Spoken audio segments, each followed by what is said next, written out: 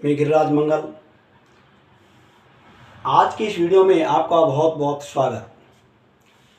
आज अपन इस वीडियो में चर्चा करेंगे कक्षा 7 गणित भाग 3 रेखा और कोण के बारे में, जिसमें यहाँ प्रतिच्छेदी रेखाएं किसे कहते हैं, तिर्यकछेदी रेखा क्या होती है, तिर्यकछेदी रेखा दो सरल रेखाओं पर गिरकर के जो कोण बनाती है उन कोणों में क्या संबंध होता है, और चौथी चीज में अपन चर्चा करेंगे कि दो समांतर रेखाओं को जब कोई तिर्यकछेदी रेखा दो अलग अलग बिंदुओं पर काटती है तो इस प्रकार बने कोणों में क्या संबंध होता है, इस पर आज अपन इस वीडियो में चर्चा करेंगे। तो हम पहले चर्चा करते हैं प्रतिच्छेदी रेखाएं कि प्रतिच्छेदी रेखाएं क्या होती है। तो देखिए, हम पहली चर्चा करेंगे प्रतिच्छेदी रेखाएं।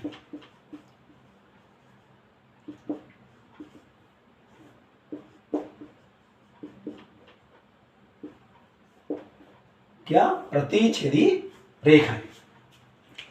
तो प्रतिच्छेदी रेखाएं जो ध्यान करना, यदि दो या दो से अधिक है, किंतु दो या दो से अधिक होगी तो फिर वो तो क्या हो जाएगी, वो तो हो जाएगी एक तरह से संगामी रेखाएं। किंतु दो रेखाएं यदि एक दूसरे को किसी बिंदु पर काटती है या प्रतिच्छेद करती है तो उनको अपन कहेंगे प्रतिच्छेदी रेखाएं। तो ध्यान करना, दो सरल रेखाएं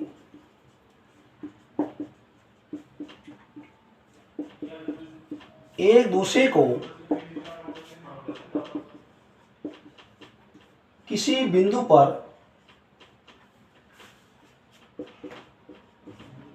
काटती है तो वे प्रतिच्छेदी रेखाएं कहलाती है। अब देखिए, ये दो सरल रेखाएं हैं, एक दूसरे को मान लीजिए ओ बिंदु पर ही मिल गई। ये ए है और ये बी है, और ये इस प्रकार से आगे बढ़ रही है। ये ओ बिंदु पर मिल गई, ये ए बी मान लीजिए, इसको यहाँ पी क्यू मान लीजिए। तो ये क्या हुई, एक तरह से ये होगी प्रतिच्छेदी रेखाएं। कौन कौन सी?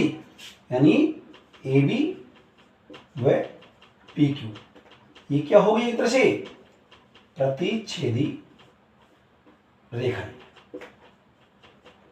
क्यों?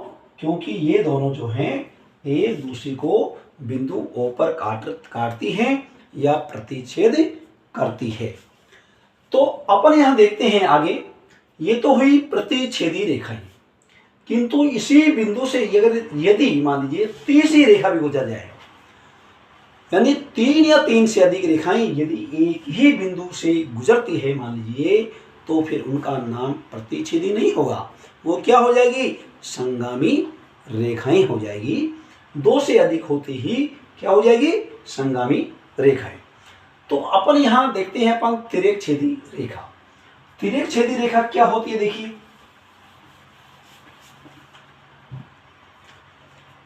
इसके बाद में अपन यहां देखते हैं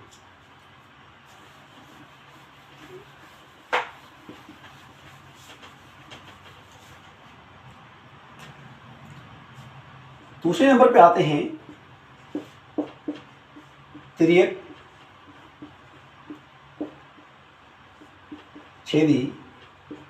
रेखा।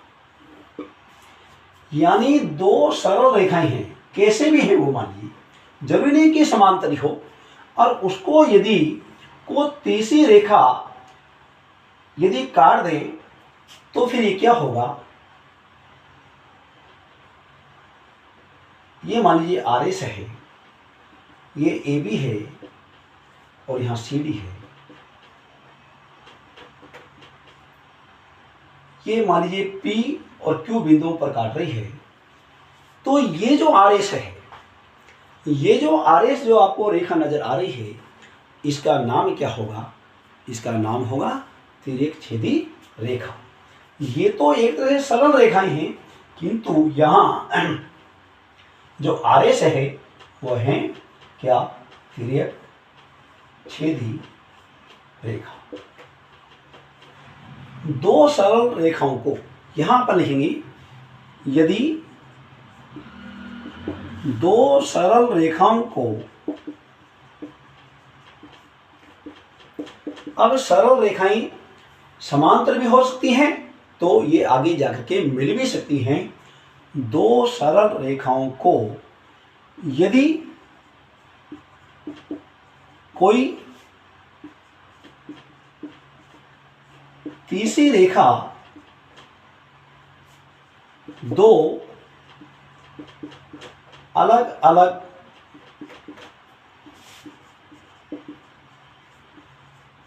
बिंदुओं पर काटती है, तो वह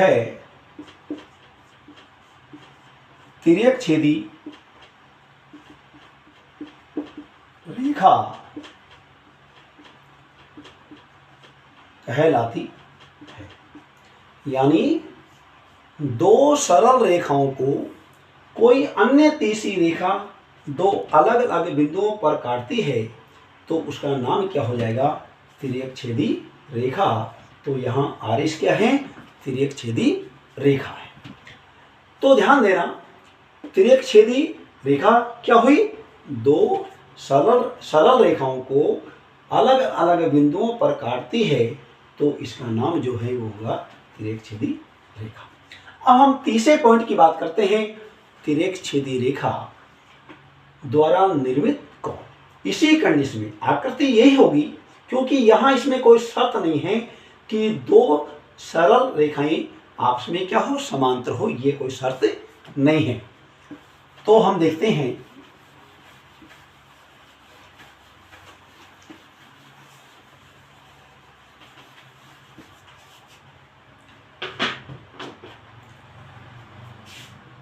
हल 3, तिर्यक-छेदी रेखा द्वारा निर्मित कोण। ये दो सरल रेखाएं हैं और जिसको ये तिर्यक-छेदी रेखा काट रही है। मान लीजिए ये AB है और ये CD है और ये PQ है। ये मान लीजिए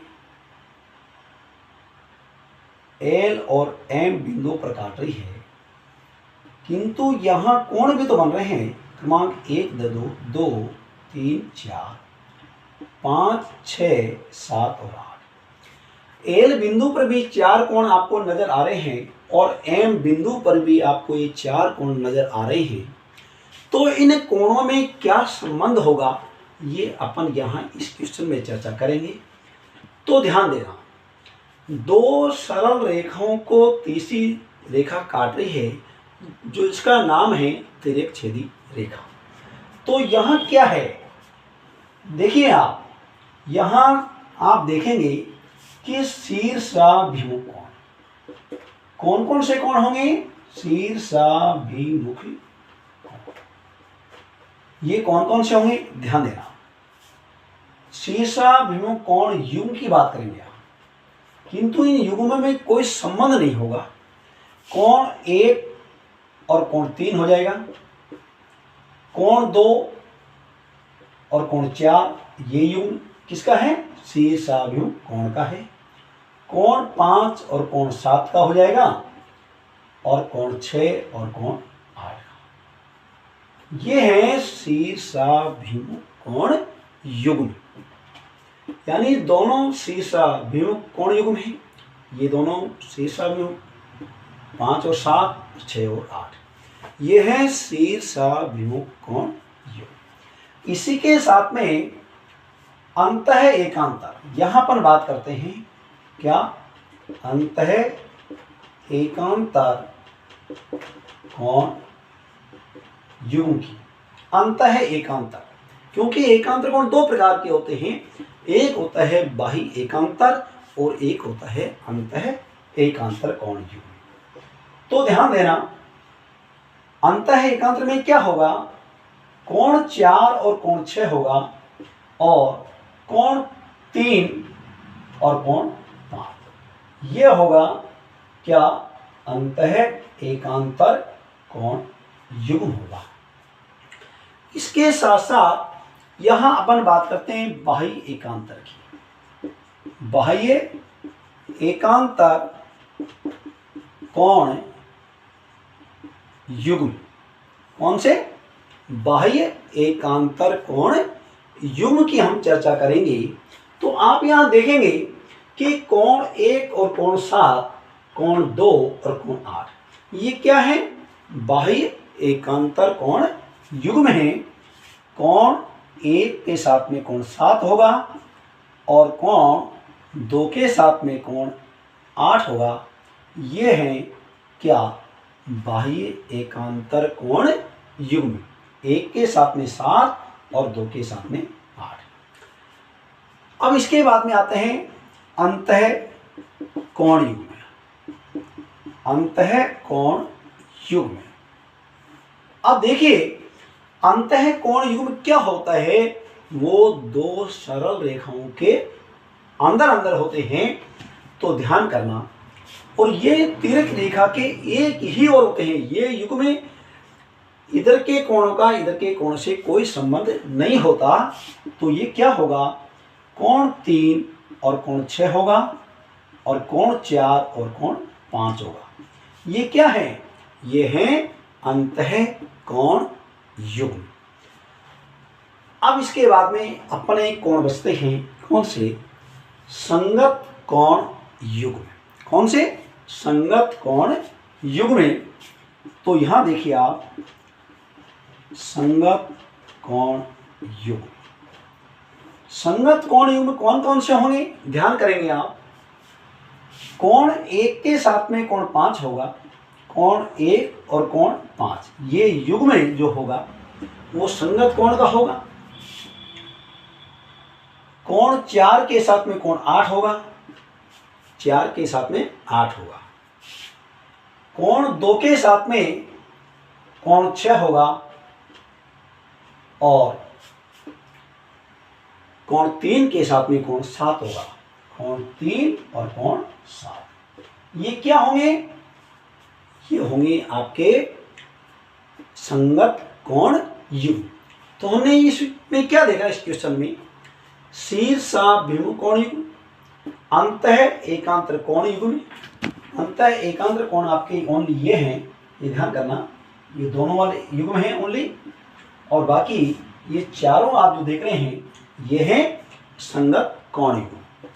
ये दो युग्म आप अंतः कोण युग्म हैं, और ये जो है आप दो युग्म ये हैं बाह्य एकांतर कोण युग्म के। ये तो युग्मों की बात क्यों हुई, क्योंकि यहाँ ये दोनों समांतर रेखाएं नहीं हैं। कौन कौन सी, ए बी और सी डी। किंतु यदि मान लीजिए ए बी और सी डी दोनों समांतर होती है और ये तिरछेदी रेखा काटती है, तो ये युग्म लिखने की जरूरत नहीं है। युग्म तो होंगे, किंतु फिर क्या होंगे, ये दोनों कोण बराबर होंगे, ये दोनों बराबर होंगे, ये दोनों कोण बराबर होंगे और ये दोनों भी बराबर होंगे। ये दोनों कोण बराबर होंगे, यानी ये युग्मों के अंदर दो जो कोण आपको दे रखे हैं, प्रत्येक पॉइंट पे आपको जो युग्म बता रखे हैं, ये दोनों कोण आपस में क्या होते हैं, बराबर होते हैं। कौन सी कंडीशन में, चाहे वो अंतः एकांतर हो, चाहे शीर्षाभिमुख कोण युग्म हो। शीर्षाभिमुख कोण तो खैर इसमें भी बराबर होंगे, यानी चाहे दोनों सरल रेखाएं है या नहीं है, ये युग्म तो आपस में बराबर होते ही होते हैं। बाकी अन्य कोणों में कोई संबंध ये नहीं था। तो ऐसी कंडीशन में कब, जब ये दोनों समांतर होगी, तो ये पूरे के पूरे जो युग्म आपको नजर आ रहे हैं ये आपस में क्या होंगे, बराबर होंगे। तो देखते हैं क्वेश्चन नंबर 14 पॉइंट की बात करते हैं।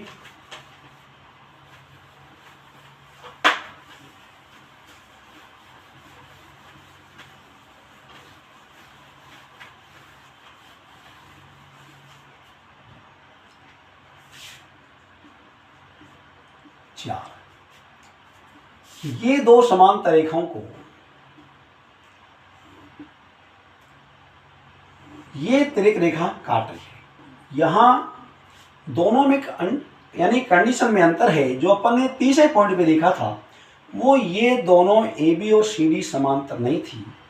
ये मान लीजिए पी क्यू है, ये एल और एम पर काटती है। अब यहाँ कंडीशन दूसरी आ जाती है, 1 2 3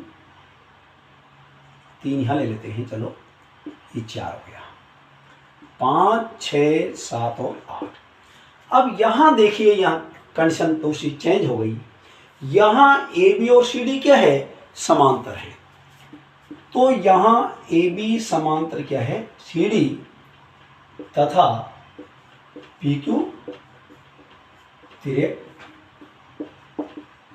रेखा काट दी है। तो ऐसी कंडीशन में अपन इन कोणों में कैसे संबंध स्थापित करेंगे, तो सबसे पहले हम चर्चा करते हैं शीर्षाभिमुख कोण। युग्मों के बारे में तो आप सीख चुके हो अभी इसके पिछले वाले पॉइंट पे।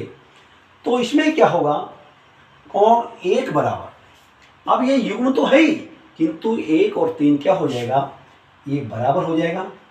कोण 2 के बराबर कोण 4 हो जाएगा।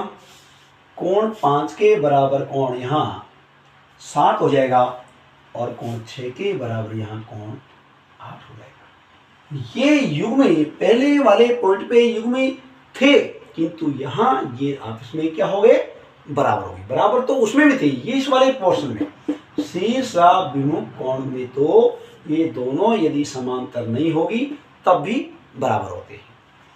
इसके बाद में आते हैं अंतः एकांतर कोण। अंतः एकांतर कोण में क्या होगा, तो ध्यान करना, कोण 4 कोण 6 के बराबर हो जाएगा। कोण 4 बराबर कोण 6 होगा, और कोण 3 किसके बराबर हो जाएगा, कोण 3 किसके बराबर होगा, कोण 5 के बराबर होगा। ये है अंतः एकांतर कोण। इसके बाद में अपन आते हैं बाह्य एकांतर कोण। बाह्य एकांतर में क्या होगा, कोण 1 कोण 7 के बराबर होगा। कोण 1 कोण 7 के बराबर होगा, और कोण 2 कोण 8 के बराबर होगा, तथा कोण 2 किसके बराबर होगा, कोण 8 के बराबर। ये हो जाएगा बाह्य एकांतर कोण।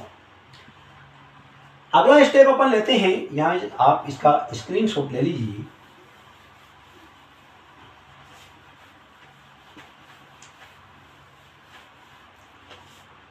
अब देखिए, इसके बाद में अपन देखते हैं